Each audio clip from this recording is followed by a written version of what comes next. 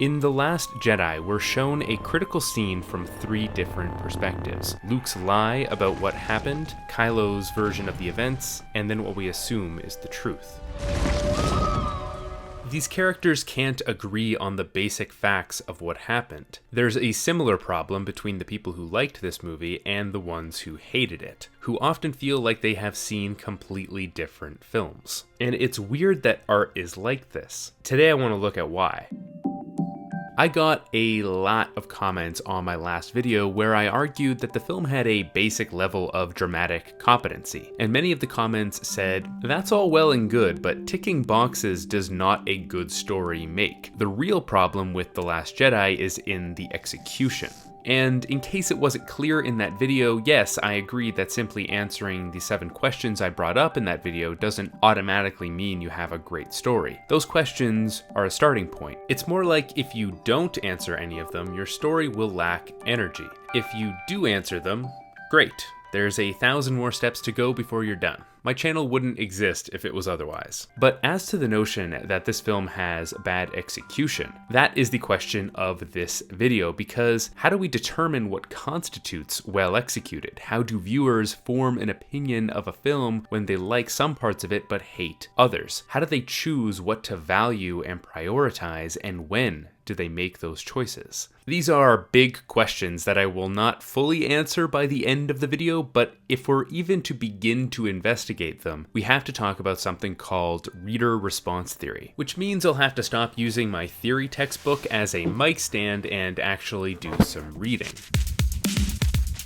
So what is reader response theory? Well, it's a type of literary theory. Literary theories are a bunch of different ways of analyzing literature, or in this case, we can extend it to film or art in general.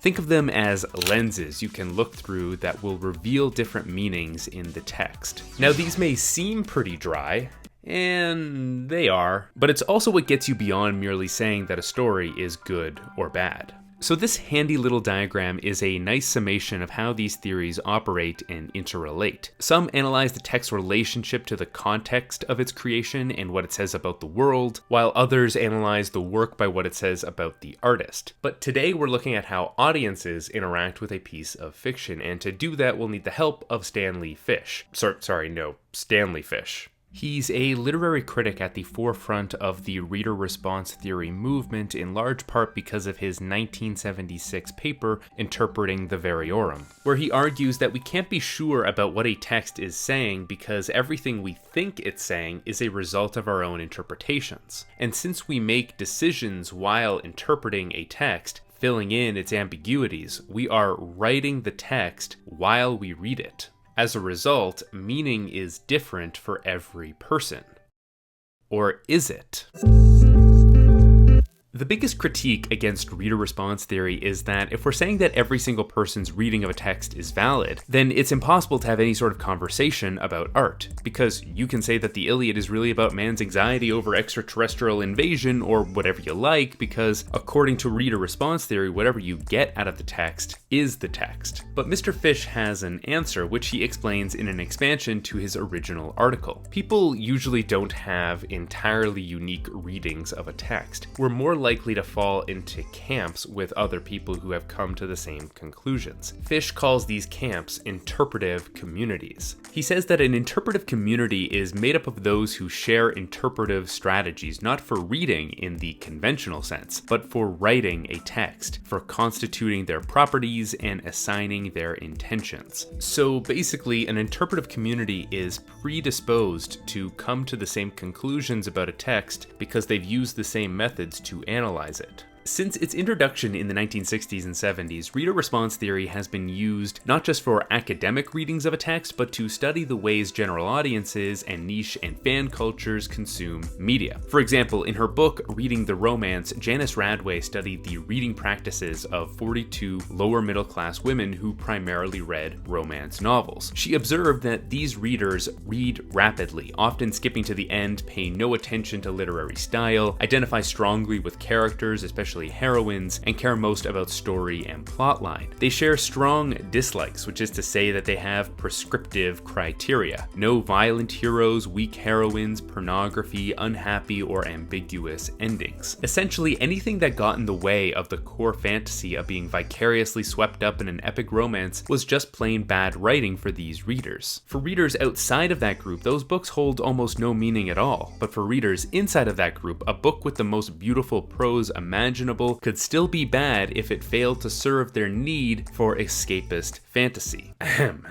Now, I've read hundreds of your comments from my last video and watched hours of fan-made reviews of The Last Jedi, and it's amazing how consistent the complaints are. The Star Wars fandom is a very strong interpretive community with extremely specific prescriptive criteria for what makes a good film, and more importantly, what makes a good Star Wars film. And I think that the most significant criteria that The Last Jedi failed to meet, according to this community, its unforgivable sin, is that it, quote, disrespected the franchise. And I think what that phrase really means is that this movie screwed up the core fantasy of Star Wars. So when Luke Skywalker says, I think what? I'm gonna walk out with a laser sword and face down the whole First Order? a sizable portion of the audience is like, yes, that is exactly what I want you to do. It is literally the only reason I'm here. Star Wars is supposed to be about feeling like you're living the life of an epic hero on a whimsical adventure through space that's supposed to be fun and exciting. It can get pretty dark at times, but the heroes are always heroes. The Last Jedi, on the other hand, was about guilt, trauma, disappointment, failure, child slavery, disappointment, murder, disappointment, and Pokemon? Like, I understand why fans said, what the hell is all this depressing stuff doing in my whiz-bang Flash Gordon fanfic? I can sympathize with that. At some point in the film, whether it's the introduction of Luke as a curmudgeon who would casually throw away a lightsaber, or later when Rey learns her parents are no one, there is a breaking point where fans turn against the movie because it has actively, even deliberately, violated their list of prescriptive criteria. And that's okay. I'm not making this video to tell you how to feel about this movie. Every method of interpretation conceals as much as it reveals, mine included. I'm making this video to hopefully help you understand why you feel the way you do about this movie and about movies in general, and the extent to which other people and their methods of interpretation have influenced what you feel is a gut reaction.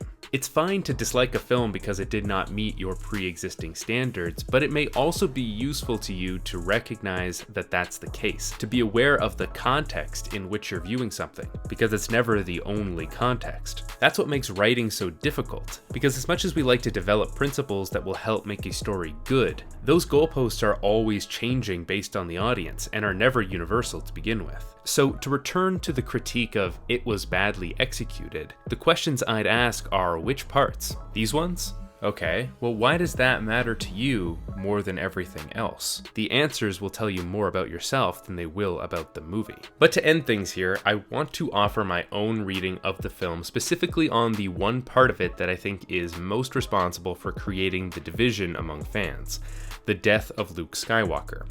Because if Luke had gone down in a blaze of glory, I think many people would have overlooked the film's other shortcomings. But he didn't. And I'm happy that he didn't. Here's why.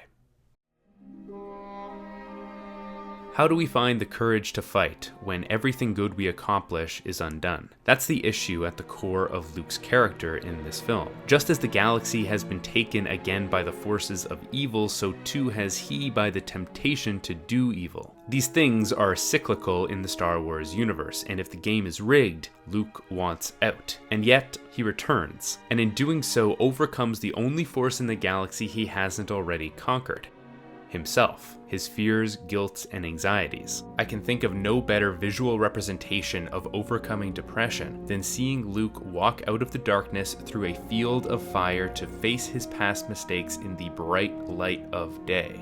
There is one shot in the original Star Wars film that cemented a generation's connection to Luke Skywalker. You know the one, this one. Consider the cinematic language on display here. We're looking across the frame from left to right, which in film evokes the idea of looking towards the future. And what does he see? Death. We're in a desolate desert where nothing can grow, especially Luke, who just found out he's stuck here for another year. And what's more, he's watching the sun set. What little light and hope he has for a bright future is swiftly sliding away. It's a brilliant and moving little moment, and like so much of the Star Wars myth, The Last Jedi inverts it to create a moment of equal resonance. He's on a mountaintop now, a landscape symbolic of enlightenment in contrast to his earlier innocence. He's looking from right to left, looking back at the meaning of his life. And what does he see now? Rebirth. For a moment, in what has to be some sort of hallucination, he sees the twin suns of Tatooine, explicitly calling back to this moment, but they're rising now, not setting. And in that moment, he has peace and purpose because, in a single action, he has facilitated the rebirth of the rebellion. And not him exactly, but the image of him. The fact that he is a living legend, the literal embodiment of the story of Star Wars itself that stops evil in its tracks. The story of him, of the original trilogy, reignites the rebellion, not anything he destroyed. The film denies us the catharsis of violence in this moment, even if that would have appeased us. Rose's line about saving what you love instead of destroying what you hate, as misplaced as it may feel in the moment, may as well be a eulogy for Luke. In overcoming himself, Luke gives the rebellion and us what he was always promised to provide: a new hope.